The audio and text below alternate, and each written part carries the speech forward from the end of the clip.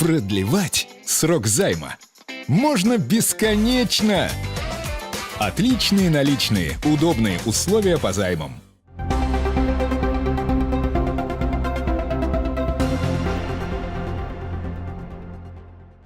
Накануне работники дорожной отрасли страны отметили свой профессиональный праздник. В преддверии даты в Центре тувинской традиционной культуры и ремесел прошло торжественное собрание дорожников республики. Территории современной Тувы существовали давно. Говорит тот факт, что 390 лет назад, в октябре 1616 года, в сторону Упсунура продвигались конные повозки.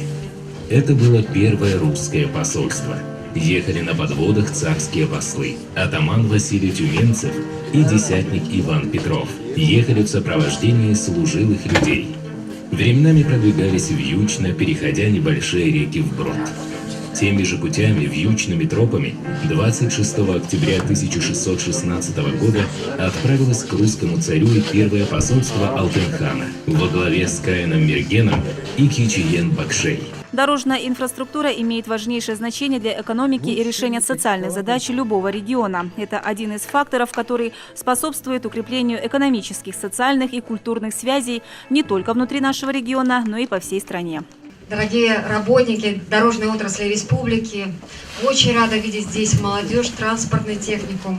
Спасибо организаторам, что здесь вот эта связка поколений самая явная. Примите самое теплое поздравление с профессиональным праздником от имени кызылчан, депутатов Урала представителей. Самое доброе пожелание. К поздравительным словам присоединился министр дорожно-транспортного комплекса Тувы Олег Бады. И в первую очередь он отметил слаженную работу дорожников по всей республике. В Туве реализуются крупнейшие транспортные проекты, бизнес-проекты. И задача всех, кто трудится в дорожной отрасли, обеспечить их дорожной инфраструктурой. Без этого развития республики просто невозможно. Пример сегодня. Вот Исмаил сказал, напомнил про аэропорт. Какие планы у нас? Мы с гордостью можем сказать, что сегодня там полностью реконструкцию ведет наше дорожное предприятие ОВО-Восток. И, как бы сказать, нам приятно, бывая в командировке в Москве, в Росавиации, гордо сказать о том, что там наши трудятся и при этом очень качественно и очень быстро. За трудовые успехи и многолетнюю добросовестную работу были отмечены лучшие работники отрасли.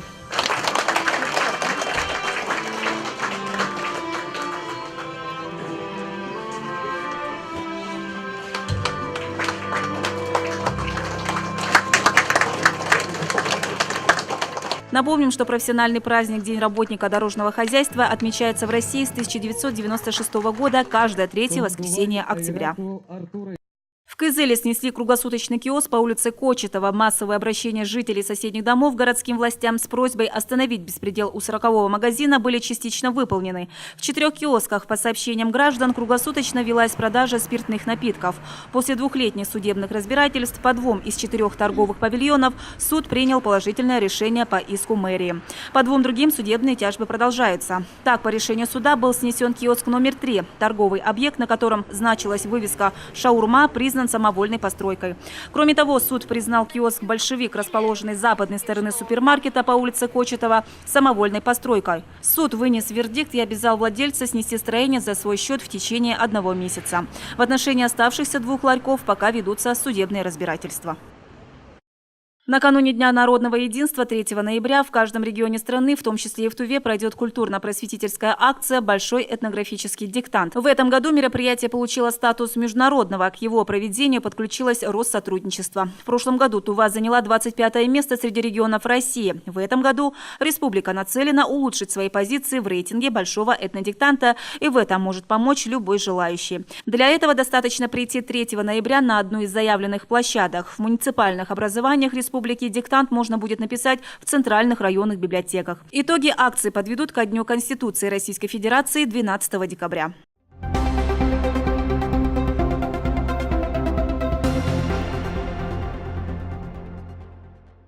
Тува признана Минфином России регионом с высоким уровнем открытости бюджетных данных за 2017 год. Рейтинг составлен научно-исследовательским финансовым институтом по заказу министерства.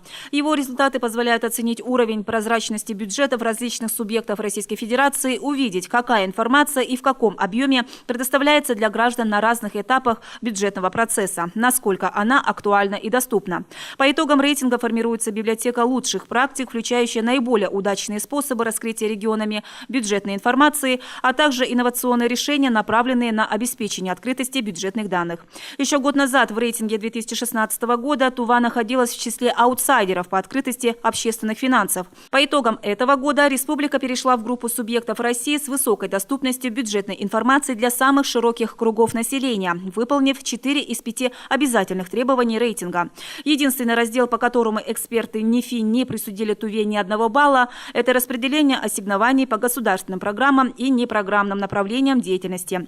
Информации по этому разделу просто нет на сайте Министерства финансов Тувы, сообщается на официальном сайте правительства республики. И о курсах валют: доллар стоит 57 рублей 62 копейки, а евро 68 рублей 14 копеек.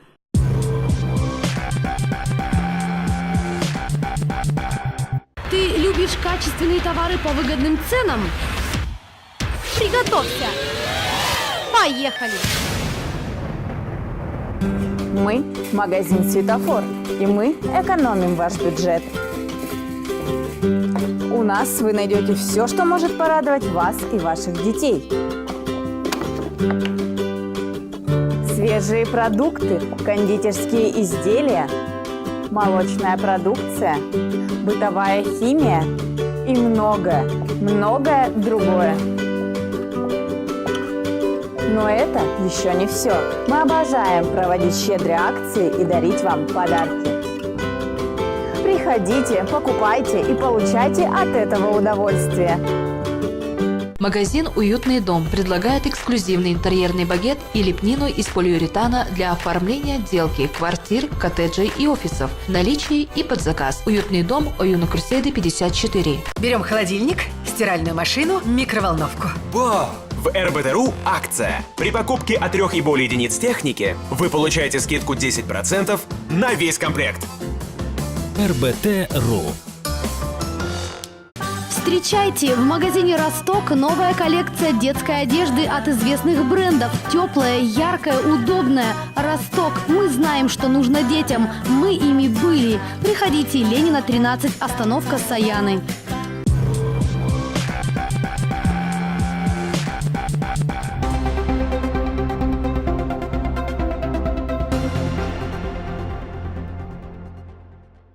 В Туве 3 местным жительницам предъявлено обвинение в совершении убийства. 10 октября в правоохранительные органы Барунхемческого района поступило сообщение об обнаружении в одной из квартир дома по улице Чургуёла, села Кызылмажалык, тела 23-летней местной жительницы с внешними признаками насильственной смерти. По данному факту региональным следственным комитетом возбуждено уголовное дело по статье «Убийство». По версии следствия 7 октября текущего года между 23 и 24 часами в указанной квартире после совместного распития спиртного между женщинами возникла ссора, в ходе которой одна из обвиняемых нанесла несколько ножевых ранений по телу потерпевшего.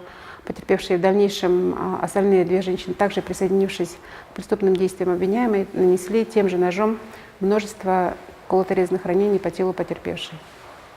От полученных телесных повреждений женщина скончалась на месте происшествия.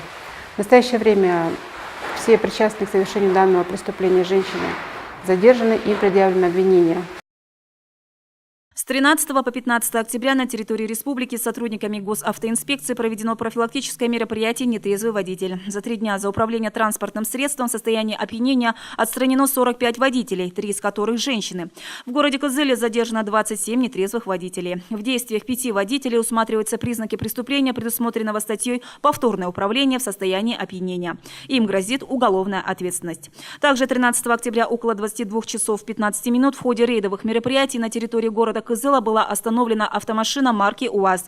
При досмотре машины внутри салона обнаружены разделанные туши мяса, предположительно дикой косули, и 3 огнестрельных оружия. По данному факту проводится предварительная проверка.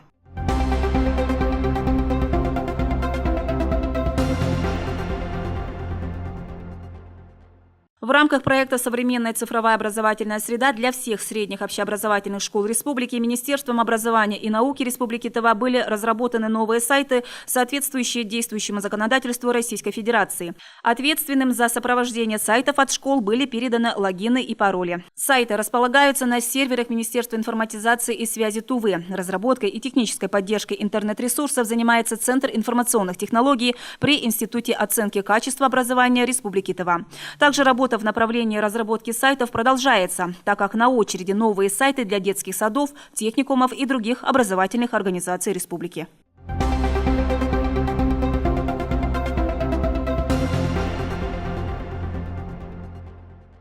С июня текущего года Минздравом Тувы осуществляется приоритетный проект «Бережливая поликлиника» среди 9 республиканских медицинских организаций. В рамках проекта в медучреждениях планируется внедрение медицинской электронной карты пациента.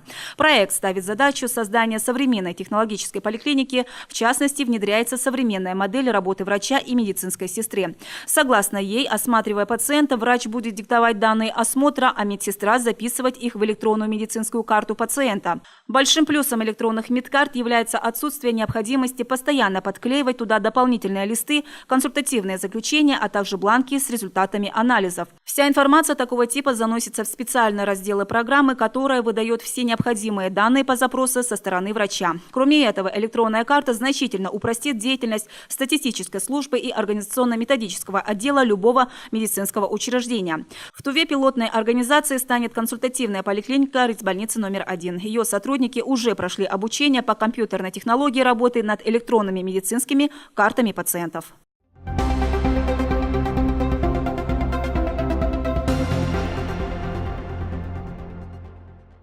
– 18 октября Национальный музей Тувы присоединится ко всероссийской ежегодной акции «День в музее для российских кадет». Целью акции является формирование у кадет уважительного отношения к российской культуре и продолжение лучших традиций русского офицерства.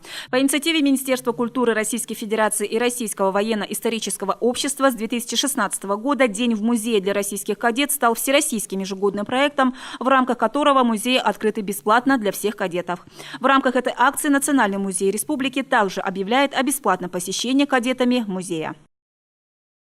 Народный хуймейжи, солист и руководитель ансамбля «Чиргилчин» Игорь Кушкиндей получит премию «Душа России» от правительства страны в размере 100 тысяч рублей в номинации «Народный мастер». Всего правительство Российской Федерации присудило 15 премий «Душа России» по 100 тысяч рублей руководителям и солистам самодеятельных коллективов народного творчества, исполнителям эпоса и мастерам народного декоративно-прикладного искусства за достижения в сфере сохранения и развития народных художественных традиций, а также за активную просветительскую и педагогическую деятельность. Соответствующее распоряжение опубликовано на сайте Кабмина. В 2017 году присуждены премии в номинациях «Народная музыка», «Народное пение», «Народный мастер», «Традиционная народная культура» и «Народный танец».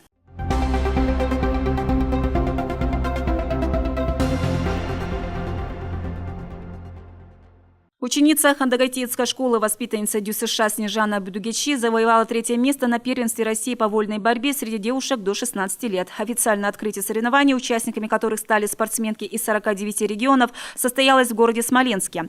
Турнир среди вольниц до 16 лет становится своего рода отборочным этапом для выступления на европейской и мировой арене. 250 спортсменок вышли на ковер, чтобы определить сильнейшую. Победителей и призеров турнира наградили памятными кубками и медалями, а также дипломами Министерства спорта Российской Федерации.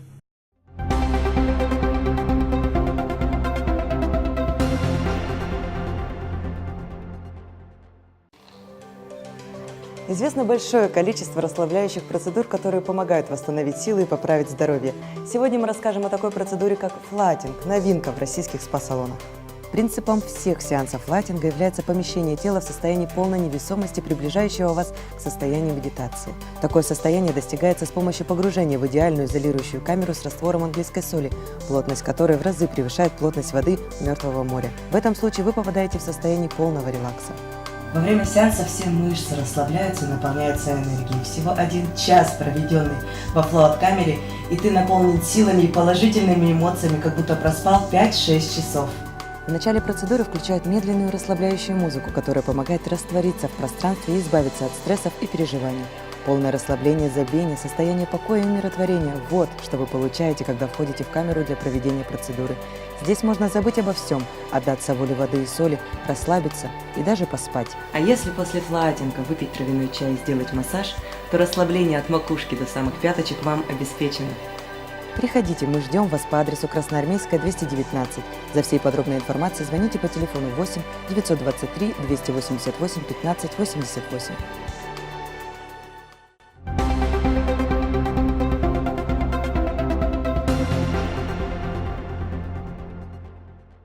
Виды обоев, классификация и характеристики – это то, в чем нужно ориентироваться, чтобы правильно выбрать облачение для стен своего дома. В целом их можно подразделить на несколько основных типов.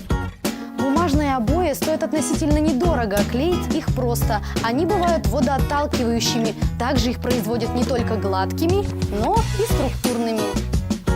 Можно также выделить два основных типа – двухслойный дуплекс и однослойный симплекс. Первые имеют защитное покрытие, оберегающее от воздействия окружающей среды. Однослойные обои не такие износостойкие, но стоят дешевле.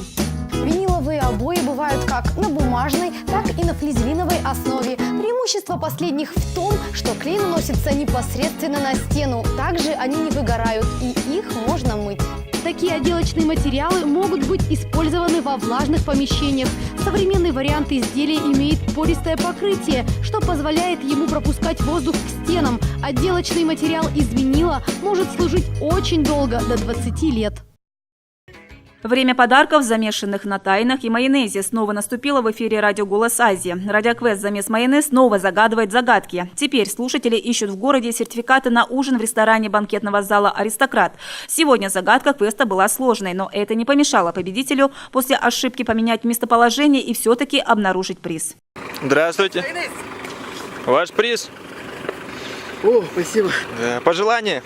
Ну, я хочу, чтобы все люди, которые загадывают это желание, да, были счастливы и получали такие подарочные сертификаты. Ведущие квеста прячут подарки ежедневно по будням. Слушайте «Голос Азии» и узнавайте подробности. Начало квеста «Замес майонез» в 13:10.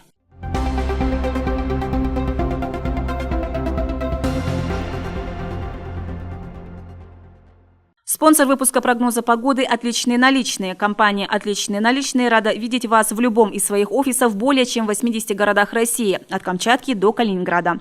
«Отличные наличные» – надежный партнер с многолетним опытом стабильной работы. Переплата по займам такая маленькая, совсем малышка. Отличные наличные, ну очень маленькая переплата по займам. В ближайшие сутки местами по республике ожидается переменная облачность, местами небольшой дождь, мокрый снег. Ветер западный от 2 до 7 метров в секунду, местами порывы до 13. 16-17 октября местами в земледельческой зоне республики сохранится временный снежный покров. В Кызыле переменная облачность, ночью небольшой дождь, мокрый снег, днем без осадков. Ночью -3, -5 градусов, днем +5, +7.